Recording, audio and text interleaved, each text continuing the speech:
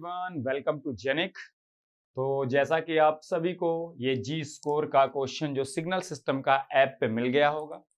और आप सब ने इसको ट्राई किया होगा और आंसर पोस्ट किया होगा। अब हम इसका सलूशन देखने वाले हैं और इससे सीखने वाले हैं और इस तरह के क्वेश्चन आए तो कैसे आप स्ट्राइक करना चाहिए आपके दिमाग में कि मुझे क्या करना है। और मैं एक चीज और आपको बता देना चाह रहा हूं, जो लोग ऐप पे इन क्वेश्चंस को ट्राई नहीं कर रहे हैं, आप लोग बहुत कुछ मिस करने वाले हो। आप लोगों को ऐप पे जब क्वेश्चन पोस्ट होता है, डेली पोस्ट होता है, उस क्वेश्चन का सलूशन नेक्स्ट डे प्रोवाइड होता है। तो सलूशन प्रोवाइड होने के पहले आपको उसका आंसर ऐप पे देना है, अपनी स्टेटस चेक करनी है कि मेरी तैयारी किस तरह की चल रही है। और ये सारे क्वेश्चन गेट टाइप के हैं, जैसे गेट में लाइकली है, एक्सपेक्टेड क्वेश्चन है। तो इससे आप बहुत सारी चीजें सीखोगे, अपने आप में इंप्रूवमेंट करोगे। और ऐप पे आंसर देने से आपको क्या फायदा है, क्या बेनिफिट है, वो मैं बता देना चाहता हूं कि 24 दिसंबर को हम लोगों का जो न्यू प्रोग्राम है, नेक्स्ट लेवल प्रोग्राम है, वो लॉन्च होने वाला है। तो जो लोग भी टेस्ट में पार्टिसिपेट करेंगे, मतलब इन क्विज में पार्टिसिपेट करेंगे, आंसर पोस्ट करेंगे सॉल्यूशन पोस्ट होने से पहले, उन लोगों की हम लोग एक रैंकिंग बना रहे हैं। और रैंकिंग के बेसिस पे एंड इवन इफ पार्टिसिपेशन के बेसिस पे उनको कुछ गिव अवेज और कुछ ऑफर्स बेहतरीन मिलने वाले हैं 24 दिसंबर को जब लॉन्चिंग होने वाला हमारे न्यू बैचेज का, न्यू प्रोडक्ट का। तो इसलिए डेफिनेटली आप अटेम्प्ट करिए और आप इससे बहुत कुछ सीखने वाले हो कि आप पहले क्वेश्चन ट्राई करोगे, उसके बाद जब हम सॉल्यूशन प्रोवाइड करेंगे तो उस सॉल्यूशन से आप सीख सकते हो कि आपके प्रोसेस में क्या कमी थी, क्योंकि वहां 3 घंटे में टाइमली क्वेश्चन को करना ज्यादा इंपॉर्टेंट है ना। आप घर पे अगर आधे घंटे में कर रहे हो तो आपके प्रोसेस में कुछ थोड़ा सा ग्लिच है, क्या स्ट्राइक नहीं किया, तो उस प्रोसेस को देखने के लिए आ सकते हो। सही सॉल्व करना पहली चीज है ना। तो सही से सॉल्व करिए, आंसर पोस्ट करिए और रैंक लाइए, उससे आपको बहुत बेनिफिट होने वाला है। और ये तैयारी में आपको बहुत ज्यादा एज देने वाला है लास्ट टाइम में ना, आपकी सारी चीजें रिवाइज हो जाएंगी। ठीक है, तो चलो ये क्वेश्चन आपने ट्राई किया होगा। Now we are going to discuss the solution कि आपको क्या क्या चीजें सोचनी चाहिए थी जब भी इस तरह का क्वेश्चन आपको कहीं भी दिखे तो कैसे आपको स्ट्राइक करेगा क्वेश्चन, मेन बात वो है। और क्या क्या गलतियां आपने सोची होंगी, वो मैं गलतियां कैसे रेक्टिफाई कर सकते हैं, ये हमेशा ध्यान रखना, ठीक है ना। Fourier transform of a continuous time signal x of t is given as x of j omega। x of j omega की वैल्यू भाई साहब बेहतरीन तरीके से दी हुई है। Then the steady state value of x of t, जो सिग्नल है x of t time domain में, उसकी वैल्यू स्टेडी स्टेट मतलब t टेंडिंग टू इंफिनिटी पे आपको वैल्यू बतानी है, फिल इन द ब्लैंक में भरना है और आंसर टिक करके आ जाना है। ठीक है, अब इस क्वेश्चन को सोचने का इस शुरू कहां से करेंगे वो सबसे इंपॉर्टेंट है, और क्या गलतियां आप कर सकते हो, तो टू द पॉइंट डिस्कशन करते हैं एकदम बेहतरीन तरीके से। अगले 10 मिनट में आपको सब कुछ क्लियर हो जाएगा। अब ध्यान से देखो, अगर मैं इस एक्स ऑफ जे ओमेगा को अगर ध्यान से देखूं, एक्स ऑफ जे ओमेगा को अगर मैं ध्यान से देखूं, 1/j omega sine 2 omega upon omega का होल स्क्वायर। और आपको पता है साइन टी अपान टी या sine omega upon omega form का जब भी कोई चीज होती है तो सैंपलिंग फंक्शन या सिंक फंक्शन बनाती है। और आपके दिमाग में जाना चाहिए, आपने अगर थोड़ा भी पढ़ा होगा फोरियर ट्रांसफॉर्म ढंग से, तो आपका अगर टाइम डोमेन में है ना, टाइम डोमेन में रेक्ट फंक्शन है तो फोरियर डोमेन में सिंक सैंपलिंग फंक्शन मिलता है। टाइम डोमेन में अगर ट्रायंगुलर फंक्शन है तो आपका ओमेगा डोमेन में सिंक स्क्वायर फंक्शन या सैंपलिंग फंक्शन का स्क्वायर फंक्शन मिलता है। तो यहां सैंपलिंग फंक्शन का स्क्वायर फंक्शन मिल रहा है, तो इसलिए आपको ध्यान देना पड़ेगा, है ना। तो सैंपलिंग फंक्शन और आपको सिंक फंक्शन बहुत मिलते हैं आपके किसमें, आपके फोरियर ट्रांसफॉर्म में बहुत ज्यादा ये आते हैं। सिंक फंक्शन और सैंपलिंग फंक्शन दोनों एक दूसरे में इंटरचेंजेबल हैं, ठीक है ना। तो अब ध्यान से देखो, इस क्वेश्चन को मैं थोड़ा सा सिंप्लीफाइड वे में लिख लेता हूं, है ना। और आप क्या क्या गलती कर सकते हो, फाइनल वैल्यू थ्योरम भी कई लोग लगा सकते हैं, मुझे पता है।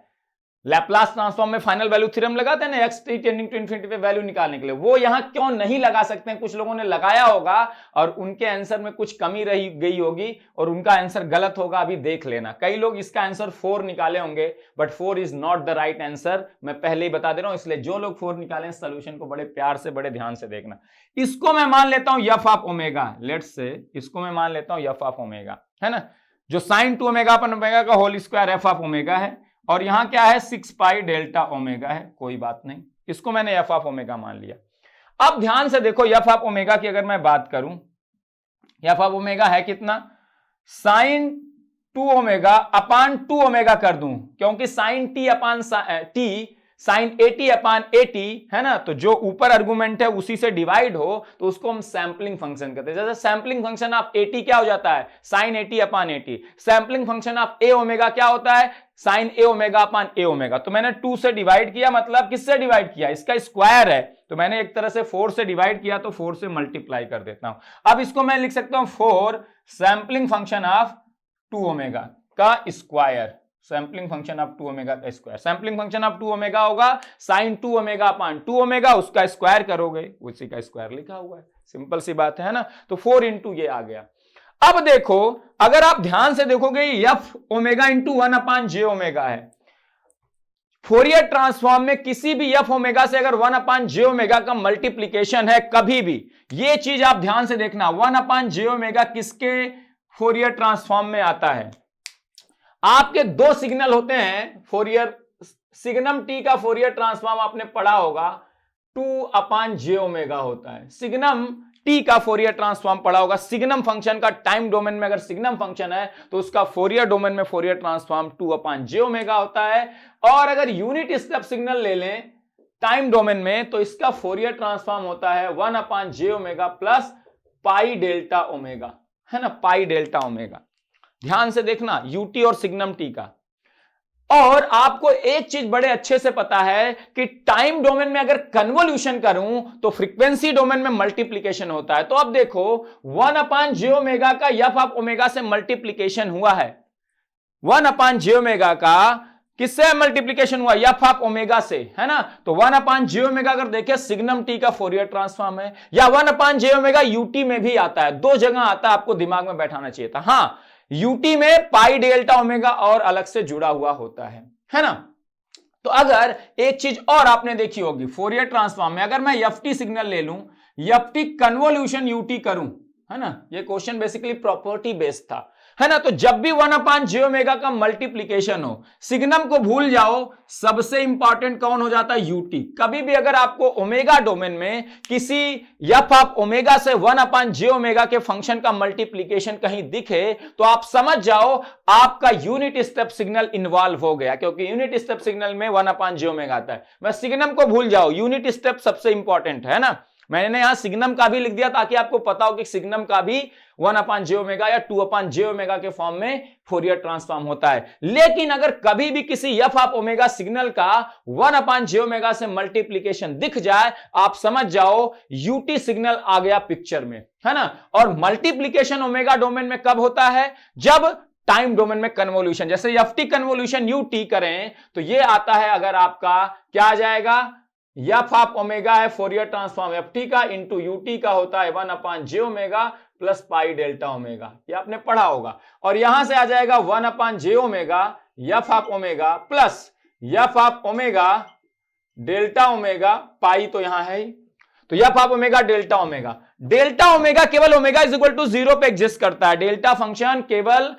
आर्गुमेंट जिस पॉइंट पे 0 होता है वहीं पे एग्जिस्ट करता है। तो delta omega omega is equal to 0 पे, तो ये जो प्रोडक्ट है एफ ओमेगा डेल्टा ओमेगा केवल ये एक पॉइंट पे एग्जिस्ट करेगा, ओमेगा इज इक्वल टू 0 पे। और ये अगर एक ही पॉइंट पे एग्जिस्ट करेगा ओमेगा इज इक्वल टू 0 पे, तो pi omega is equal to 0 पे एफ ऑफ ओमेगा की वैल्यू एफ ऑफ 0 डेल्टा ओमेगा हो गया। तो एफटी कन्वोल्यूशन यूटी का जो फोरियर ट्रांसफॉर्म है वो क्या होता है, F of omega upon j omega pi f of 0 delta omega. तो अगर ध्यान से देखो यहां पे भी F of omega upon j omega और यहां पे देखो कुछ डेल्टा ओमेगा के फॉर्म में है, तो आपको 1 upon j omega f omega और डेल्टा ओमेगा के फॉर्म में कुछ समेशन में हो तो समझ जाओ यूटी के साथ कन्वोल्यूशन हुआ है। और ऐसा क्वेश्चन आप एक्सपेक्ट कर सकते हो गेट में, क्योंकि ये प्रॉपर्टी बहुत इंपॉर्टेंट है। अब यहां पे दो चीजें लगेंगी, एफटी कन्वोल्यूशन यूटी, ध्यान से देखो एफटी कन्वोल्यूशन यूटी को अगर आप ब्रेक करते हो, किसी भी सिग्नल एफटी का अगर यूनिट स्टेप के साथ कन्वोल्यूशन करते हो तो जो रिजल्ट होता है कुछ नहीं होता है, -इंफिनिटी से टी के बीच में उसी सिग्नल का इंटीग्रेशन होता है, यही आता है। किसी भी सिग्नल का अगर यूनिट स्टेप सिग्नल के साथ कन्वोल्यूशन करते हो तो रिजल्ट क्या आ जाता है, उसी सिग्नल का integration between the limits -minus infinity to t f tau d tau, है ना, सिंपल। किसी भी एफ टी अगर एक्स सिग्नल का यूटी के साथ कन्वोल्यूशन करूं -minus infinity to t x tau d tau, ये कन्वोल्यूशन में आप प्रॉपर्टी पढ़ते हो, मैं यहां प्रूफ नहीं करने वाला, ये आता है रिजल्टेंट। अब एफ टी यू टी का कन्वोल्यूशन का जनरल फार्मूला लिखना और उसमें से यूनिट स्टेप को जब गायब करोगे तो यही रिजल्टेंट बच जाएगा। मतलब minus infinity T f tau d tau का जो फोरियर ट्रांसफॉर्म है ये हो गया। अब मैं यहां से एफ ऑफ जीरो की वैल्यू पहले निकालता हूं, एफ ऑफ जीरो, ध्यान से देखो मैं ऐसा क्यों कर रहा हूं, क्योंकि यक्स ऑफ जे ओमेगा क्या है, यक्स ऑफ जे ओमेगा का मैं इनवर्स फोरियर ट्रांसफॉर्म लूं तो मुझे यक्स ऑफ टी मिल जाएगा, और यक्स ऑफ टी जैसे मुझे मिल जाएगा टी टेंडिंग टू इन्फिनिटी कर दूंगा, मेरा आंसर आ जाएगा जो वैल्यू पूछी है। तो मैं वही निकाल रहा हूं कि फोरियर ट्रांसफॉर्म इनवर्स लेंगे कैसे। तो यहां पे बेसिकली 1/j ओमेगा और पाई डेल्टा ओमेगा दिखे तो समझ जाओ यूटी और एफ टी का कन्वोल्यूशन है, क्योंकि प्रोडक्ट मतलब कन्वोल्यूशन, अगर ओमेगा डोमेन में प्रोडक्ट तो टाइम डोमेन में कन्वोल्यूशन। एफ ऑफ जीरो की वैल्यू देखो क्या होगी, साइन 2 ओमेगा अपान 2 ओमेगा की वैल्यू क्या होती है, ओमेगा इज इक्वल टू 0 पे 1 होती है ना। सैंपलिंग फंक्शन की वैल्यू है ना, देख लो ना, साइन 2 ओमेगा अपान 2 ओमेगा, यही तो ओमेगा टेंडिंग टू 0 पे इसकी वैल्यू बतानी है ना। तो देखो क्या आ जाएगा, फिर उसी का स्क्वायर कर देना है ना। तो ये देखो ये साइन 2 इंटू 0 साइन 0 अपान 0 के फॉर्म का आ गया। यल हॉस्पिटल रूल लगाओगे तो ये आएगा 2 cos 2 ओमेगा अपान ओमेगा का डिफरेंशिएशन 2, ऊपर डिफरेंशिएशन के साइन 2 ओमेगा के ये आ गया, 2 ओमेगा का डिफरेंशिएशन 2, और ओमेगा टेंडिंग टू 0 तो cos 0 की वैल्यू 1, 2 कैंसिल, ये 1 आ गया। तो sine 2 omega upon 2 omega, omega tending to 0 पे 1 और उसका स्क्वायर 1 का स्क्वायर 1, तो इसकी वैल्यू कितनी आ गई 4। तो अब अगर ध्यान से देखो मैं यक्स ऑफ जे ओमेगा को क्या लिख सकता हूं, दो भाग में मैं ब्रेक कर सकता हूं कि नहीं। ध्यान से देखो ये 1/j omega f of omega plus क्या है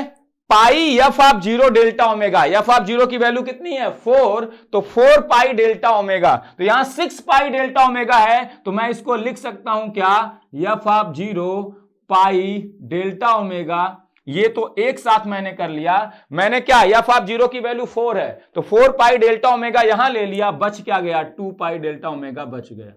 अब मैं इनवर्स फोरियर ट्रांसफॉर्म ले लेता हूं, मेरा मिल जाएगा क्या, यक्स ऑफ टी मिल जाएगा भाई साहब, यक्स ऑफ टी। तो ये सारी प्रॉपर्टी यूटी का कन्वोल्यूशन किसी सिग्नल के साथ, ये बहुत इंपॉर्टेंट है कन्वोल्यूशन में भी और ये बहुत इंपॉर्टेंट है फोरियर ट्रांसफॉर्म में। इससे मिक्स क्वेश्चन आप एक्सपेक्ट कर सकते हो, जैसा मैंने डे 1 में जब आपको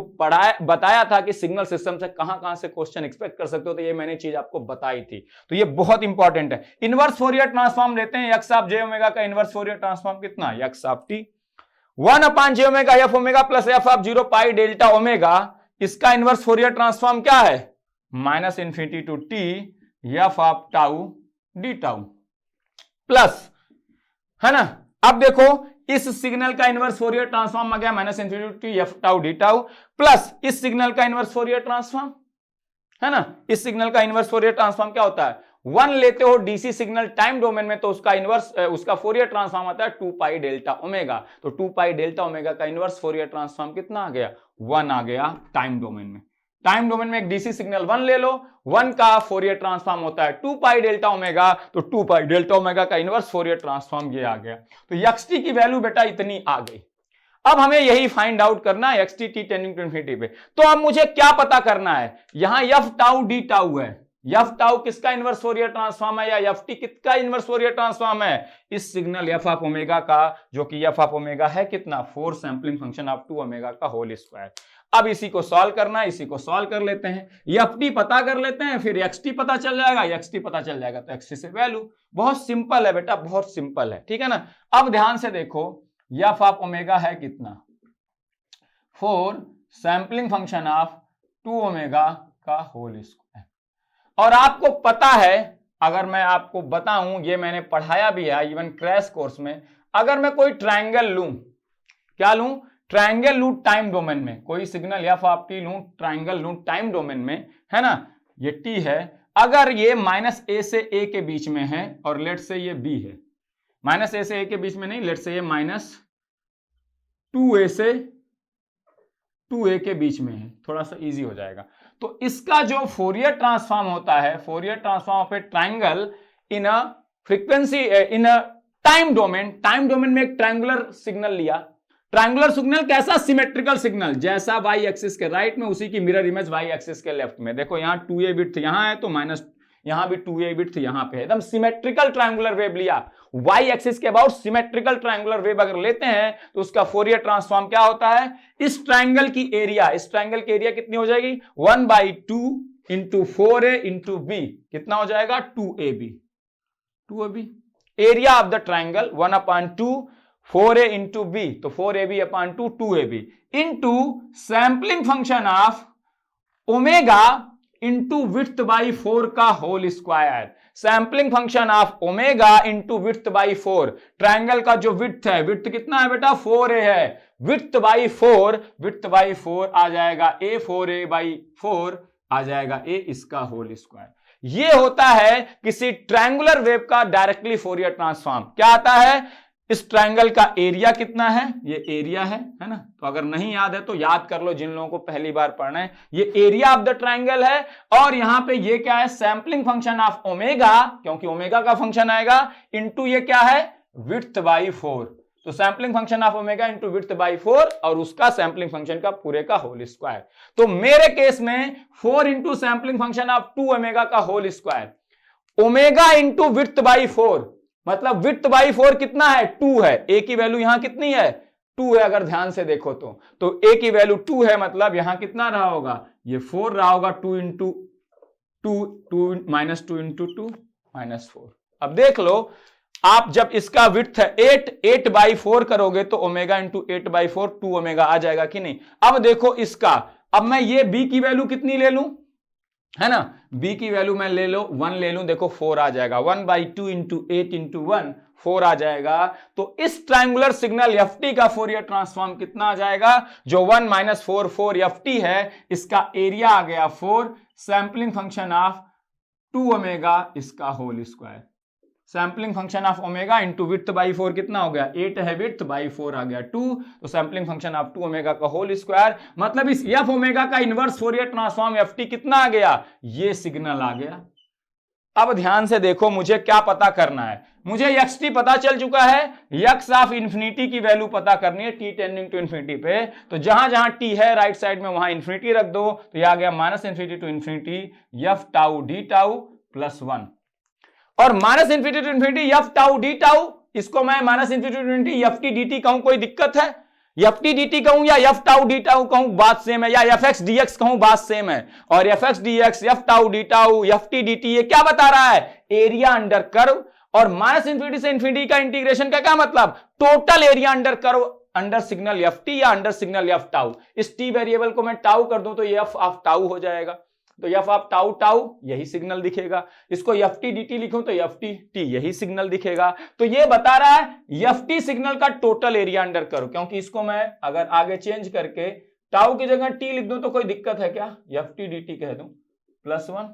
f टाउ d टाउ या ft dt बात सेम है, और ft dt area under curve ft signal है, और -इंफिनिटी से इंफिनिटी लिमिट है, तो मतलब बता रहा टोटल एरिया अंडर कर्व, और देखो ft सिग्नल का टोटल एरिया अंडर कर्व कितना होगा, -इंफिनिटी से -4 में तो सिग्नल की वैल्यू 0 है तो एरिया अंडर कर्व 0, 4 से इंफिनिटी में सिग्नल की वैल्यू 0 है तो एरिया अंडर कर्व 0, केवल सिग्नल एग्जिस्ट कर रहा है -4 से 4 में, तो ये इंटीग्रेशन ब्रेक हो जाएगा, सिग्नल तो केवल -4 से 4 में एग्जिस्ट कर रहा है f tau d tau plus 1,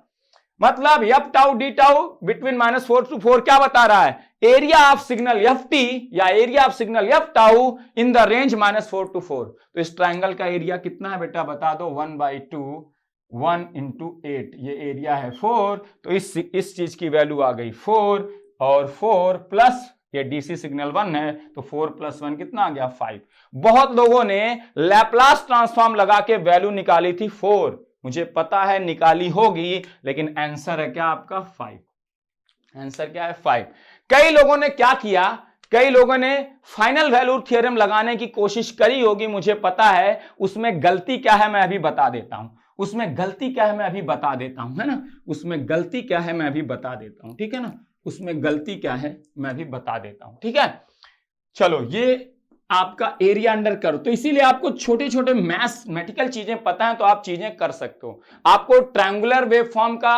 sampling function या सिंक फंक्शन में फोरियर ट्रांसफॉर्म कैसे लिखा जाता है पता होना चाहिए। आपका रेक्टेंगुलर वेव फॉर्म का टाइम डोमेन में उसका सैंपलिंग फंक्शन आता है, फोरियर डोमेन में ये आपको डायरेक्टली पता होना चाहिए। कभी भी ये दोनों सिग्नल बहुत ज्यादा कॉमनली आते हैं, ये दोनों आपके दिमाग में फ्रंट पेज पे होने चाहिए। और कन्वोल्यूशन यूटी और एफटी का जो है ना, ये बहुत इंपॉर्टेंट है, इससे क्वेश्चन जरूर एक्सपेक्ट कर सकते हो, ये बहुत इंपॉर्टेंट है ना, ये टॉपिक बहुत इंपॉर्टेंट है, एक्सपेक्ट करके रखना, यहां से क्वेश्चन आने वाला है। अब देखो, जिन्होंने सोचा होगा फाइनल वैल्यू पूछी है तो सर यस डोमेन में जाके इसको यक्स ऑफ यस मान लेते हैं, जे ओमेगा को यस मान लेते हैं, ये 1 यस है ना, और इसको जो भी है आप जे ओमेगा को यस मान के आप यस डोमेन में कन्वर्ट कर रहे हैं, है ना,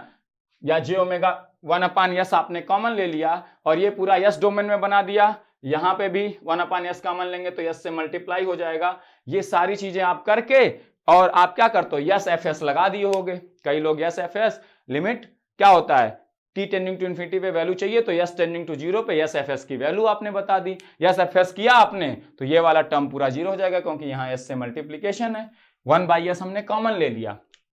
1/s हमने कॉमन ले लिया तो यहां बचेगा आपका साइन 2 ओमेगा अपान ओमेगा का होल स्क्वायर बचेगा, है ना,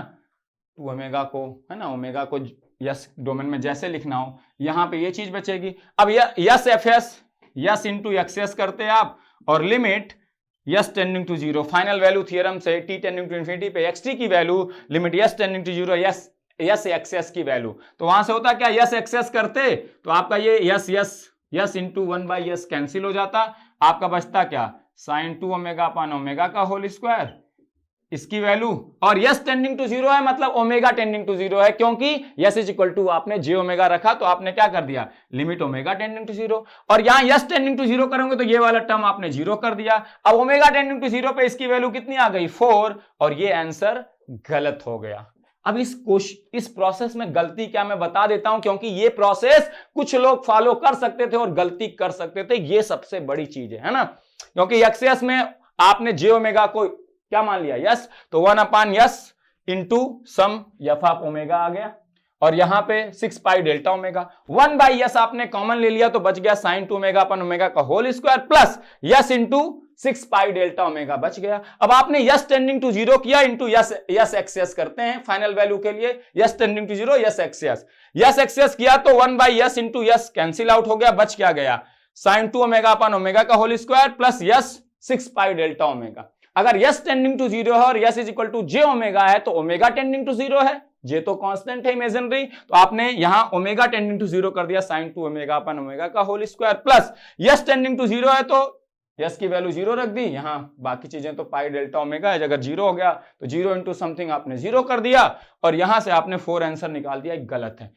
आप जो यहां पे फोरियर ट्रांसफॉर्म को लैप्लास ट्रांसफॉर्म में कन्वर्ट किए हो, ये आप कर सकते हो कि नहीं। आप देखो एक चीज ध्यान से सीखना, 1 का Fourier transform 2 pi delta omega exist करता है बेटा, लेकिन 1 का लैप्लास ट्रांसफॉर्म एग्जिस्ट नहीं करता है, डज नॉट एग्जिस्ट,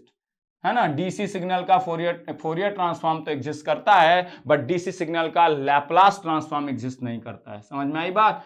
1 का Laplace transform does not exist, 1 का Fourier transform does exist and 2 pi delta omega. तो यहां जो फोरियर ट्रांसफॉर्म दिया था उसको एक्चुअली में यहां देखो पाई डेल्टा ओमेगा जैसी कुछ चीज आई थी, मतलब यहां पाई डेल्टा ओमेगा कब आता है, जब डीसी सिग्नल होता है ना। अगर आपका ओमेगा डोमेन में डेल्टा ओमेगा आया है तो डीसी सिग्नल रहा होगा या यूनिट स्टेप सिग्नल रहा होगा, है ना। तो यहां डेल्टा ओमेगा फंक्शन आता है, मतलब वो डीसी सिग्नल को कुछ रिलेट कर रहा है, और डीसी सिग्नल का लैप्लास ट्रांसफॉर्म एग्जिस्ट नहीं करता। तो यहां पे अगर आपने कहीं पे भी जे ओमेगा डोमेन से यस डोमेन में कन्वर्ट करके आंसर लगाया तो गलत ही आएगा, क्योंकि ये प्रोसेस में कुछ कमी है ना, क्योंकि यहां पे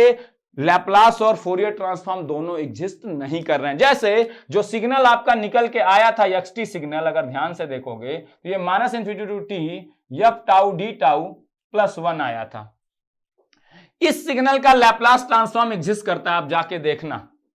इस सिग्नल का लैप्लास ट्रांसफॉर्म एग्जिस्ट करता है, आप पढ़ते हो एफएस अपान एस करते हो, है ना, एफएस अपान एस इस सिग्नल का लैप्लास। लेकिन 1 का लैप्लास ट्रांसफॉर्म एग्जिस्ट करता है क्या? नहीं। लेकिन 1 का फोरियर ट्रांसफॉर्म एग्जिस्ट करता है, इसलिए ये फोरियर ट्रांसफॉर्म तो एक वैलिड फोरियर ट्रांसफॉर्म है, बट इस सिग्नल का लैप्लास ट्रांसफॉर्म जो xt है ये एग्जिस्ट ही नहीं करेगा x ऑफ s भाई साहब, क्योंकि यही तो आया था xt, और minus infinity f tau d tau का लैप्लास ट्रांसफॉर्म होता है एफएस अपान एस, तो इसका तो लैप्लास एग्जिस्ट कर गया, लेकिन 1 का लैप्लास एग्जिस्ट नहीं किया। और अगर दो सिग्नल के समेशन में दोनों का लैप्लास एग्जिस्ट करेगा एक कॉमन आरओसी के लिए, तभी ओवरऑल लैप्लास ट्रांसफॉर्म एग्जिस्ट करेगा। तो एक्सटी का लैप्लास ट्रांसफॉर्म एग्जिस्ट नहीं करता है, लेकिन 1 का फोरियर ट्रांसफॉर्म तो एग्जिस्ट करता है, और इसका भी फोरियर ट्रांसफॉर्म एग्जिस्ट करता है, तो इस एक्सटी सिग्नल का एक proper valid Fourier transform exist कर रहा है।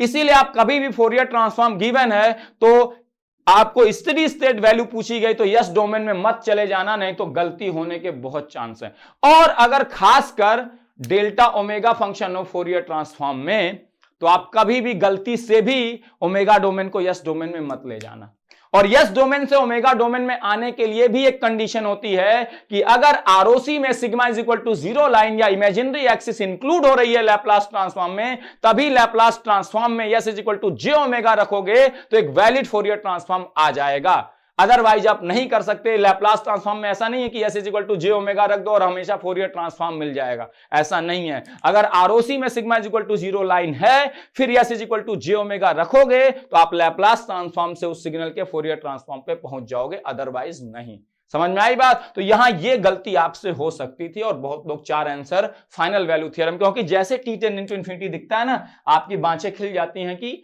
लगा देते हैं फाइनल वैल्यू थ्योरम। तो यहां पे ये गलती हो सकती थी, इसी के लिए मैं क्वेश्चन लाया था। और जब भी F omega into 1 upon j omega दिखे, आपके दिमाग में तुरंत पिक्चर क्लिक करनी चाहिए यूनिट स्टेप सिग्नल। जैसे अगर इसी क्वेश्चन में मैं केवल ये दे देता बेटा, केवल ये दे देता, लेट्स से मैं केवल ये दे देता 1 upon j omega sine 2 omega upon omega का होल स्क्वायर, केवल ये, तो आपको पता है 1 upon j omega f omega plus pi delta omega f of 0 होता है, तब जाके यूटी कन्वोल्यूशन एफटी होता है। साथ में पाई delta omega into F of 0 आना चाहिए, और एफ ऑफ 0 आपको पता है एफ ऑफ ओमेगा की वैल्यू ओमेगा इक्वल टू 0 पे 4 है, तो आप पहले 4 पाई डेल्टा ओमेगा ऐड कर देते, minus 4 pi delta omega subtract, इससे तो कोई दिक्कत नहीं है। ये क्या हो जाता, ये लिखा है 1 upon j omega f omega plus f of 0 pi delta omega, और इसका हो जाता है inverse Fourier transform minus infinity f tau d tau, और इसका कितना हो जाता 2 पाई डेल्टा ओमेगा का इनवर्स फोरियर ट्रांसफॉर्म 1 होता है, या 1 का Fourier transform 2 pi delta omega, 2 का Fourier transform 4 pi delta omega होता, तो 4 पाई डेल्टा ओमेगा का इनवर्स फोरियर ट्रांसफॉर्म कितना हो जाता -2, तो ये सिग्नल बन जाता है, ये minus infinity f tau d tau -2। और फिर क्या आंसर होता t10 इंटू 0 पे बेटा, फिर इसका area under curve t10 into infinity पे एरिया अंडर कर्व आ जाता है इसका 4, ये -2, आंसर हो जाता है 2। चुपके से आंसर लगा के धीरे से आप भाग आते, है ना, तो आंसर कितना आ जाता 4 - 2 इज इक्वल टू 2, तो ये 2 आंसर होता। तो कभी भी फोरियर ट्रांसफॉर्म दिया हो, फाइनल वैल्यू थ्योरम मत लगाना यस डोमेन में ले जाके, क्योंकि फोरियर ट्रांसफॉर्म और लैप्लास ट्रांसफॉर्म, बहुत सारे ऐसे सिग्नल हैं जिनका फोरियर एग्जिस्ट करता है, लैप्लास नहीं करता, और बहुत सारे ऐसे भी मिलेंगे जिनका लैप्लास एग्जिस्ट करेगा, लेकिन उस लैप्लास से आप फोरियर ट्रांसफॉर्म पे नहीं पहुंच सकते। इसीलिए जो दिया है उसी से करो। यस डोमेन में लैप्लास दिया है तो फाइनल वैल्यू थ्योरम लगाओ, लेकिन फोरियर ट्रांसफॉर्म दिया है और स्टेडी स्टेट वैल्यू पूछा है तो फोरियर ट्रांसफॉर्म से या इनवर्स फोरियर ट्रांसफॉर्म निकाल के ही लगा सकते हो, अदरवाइज मत लगाना, ठीक है। तो अब नेक्स्ट क्वेश्चन में मिलेंगे जी स्कोर के सिग्नल सिस्टम के साथ, और जल्द ही एनलॉग भी शुरू होने वाला है, एनलॉग के क्वेश्चन के साथ भी मिलेंगे बेहतरीन तरीके से। लेकिन आप क्विजेस को अटेम्प्ट करते रहिए, उसमें आपकी रैंकिंग आपको बहुत कुछ ऐसा आपकी तैयारी में इनहेंस करने वाली है, आपको तैयारी में एज देने वाली है, आपके टाइम मैनेजमेंट को बताएगी कि आप सही प्रोसेस में हो कि नहीं, कैसे कर रहे हो, और साथ में अगर उसमें आपकी रैंकिंग आती है, जो हम लोग बना रहे हैं, आपने आंसर दिया है, प्रॉपरली दिया है, तो हम उसकी रैंकिंग बना रहे हैं, तो उसमें आपको बहुत कुछ गिव अवेज मिलने वाला है, तो उसको मिस मत करो, नहीं तो आप बहुत कुछ मिस करने वाले हो, ठीक है। तो चलो नेक्स्ट सेशन में मिलेंगे किसी और बेहतरीन डिस्कशन के साथ। ये सब गलतियां आपके एग्जाम तक बहुत ज्यादा रेक्टिफाई हो जाएंगी और आप एग्जाम में फोड़ने वाले हो, ठीक है। तो चलो मिलते हैं नेक्स्ट क्वेश्चन के साथ, तब तक देखते रहिए जेनिक को। Thank you very much.